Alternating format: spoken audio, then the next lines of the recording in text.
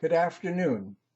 It is my privilege to be sharing with you this pre-Passover video, a greeting that I hope will help make your holiday a little bit more enjoyable, perhaps in a way that Pesach has not been celebrated or considered in previous years. On Wednesday night at the Seder, one of the younger folks at the table is going to ask the four questions, Ma nishtana? What makes this night different from all other nights? We know what the conventional answers are. The traditional answers speak to the rituals of the holiday. But this year, there's another component to what makes this Passover different from all other Passover celebrations. When we look around our tables, we're going to see empty seats. Seats that would have been occupied by people that perhaps traditionally share Seder with us. Seats for friends that we would have invited, relatives that would have traveled great distances to be with us. But at this Seder night, those seats are going to be empty. And there may be some folks who become saddened by the empty seats.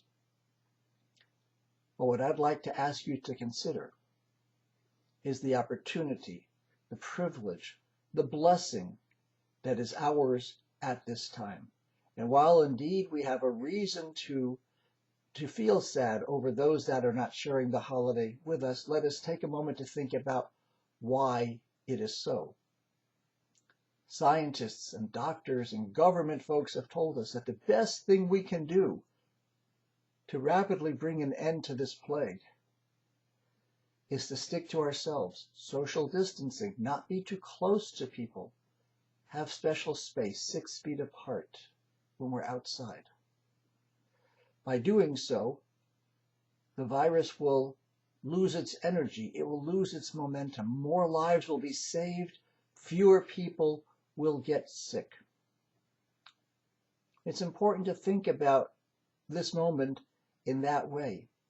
Each and every one of us is being asked to make a sacrifice for the sake of everybody else. If I am careful, someone else might not get sick. If I am careful, many others might not get sick. If every one of us is careful, the number of people who hopefully will not get sick will grow exponentially.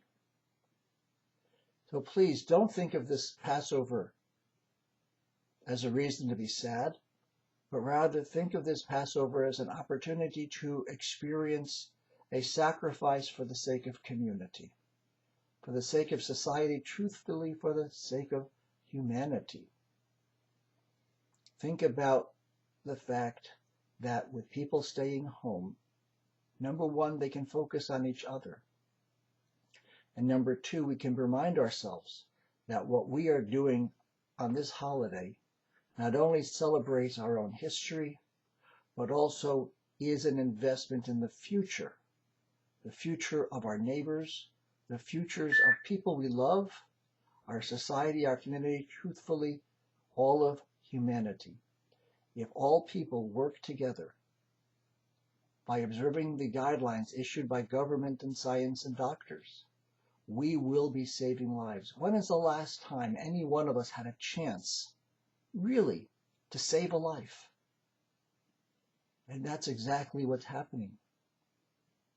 If I was in the company of a person whose life I saved, I would be grateful, I would be appreciative. This Pesach, that's exactly the opportunity before us. It should give us reason to smile, reason to reflect, and reason to understand that what we're doing is actually not sad, but rather very good. Tov ma'od. Those are the words that Torah used to describe how God viewed creation right before the very first Shabbos. And God saw all that had been created, v'hinei, tov ma'od, and behold, it was very good. We are doing the work of God. That should make us happy. We're saving lives. That should make us happy. We can celebrate Passover with a few empty seats at the table this year, praying that next year our tables will be overflowing with love, with joy, with happiness, and with company, please God. May this holiday be blessed, and may everything we do to celebrate the holiday be punctuated by an acknowledgement that what we are doing perpetuates our own traditions and also improves the chances of the lives of the people with whom we share this town, this state, this country. Moadim l'simcha, Chag Sameach.